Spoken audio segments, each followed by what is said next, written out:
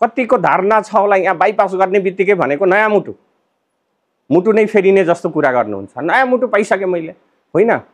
Bypass गरिसके पछाडि के गर्छ त भन्दाखेरि जुन नलीमा तपाईको रगतको नलीमा ब्लक छ, सपोज यो ठाउँमा ब्लक छ रे, हामीले गर्ने के छ भन्दाखेरि यहाँ खुट्टाको अथवा छातीको एउटा नली लिएर आउँछौँ अनि जुन ठाउँमा ब्लक छ त्यसलाई बाइपास गरिदिन्छौँ। भनेको यो ठाउँ राम्रो छ, यहाँबाट कनेक्ट गर्ने अनि यहाँसम्म ल्याएर जोडिदिने, अनि यहाँबाट ब्लड आएर फेरि यहाँनिर जोडिन्छ। भन्नुको अर्थ कुनै बाटो बिग्रिया छ, बाटोको काम चल्दैछ भने हामीले वैकल्पिक मार्ग त बनाउँछौँ न केही दिनको लागि, हो त्यही हो बाइपास भनेको।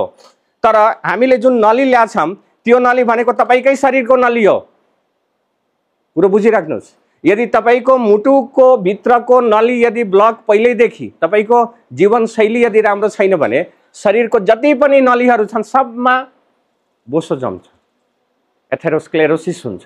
अब तपाईँले जहाँबाट लिएर आउनुहोस् न, खुट्टाबाट ल्याउनुहोस्, टाउकोबाट ल्याउनुहोस्, जहाँबाट ल्याउनुहोस्, त्यो भनेको त डिजिज भएकै त रक्तनली तपाईँले लगाउनु भएको छ। त्यही भएर त्यो लगाएर पनि खासमा चयन छैन कि।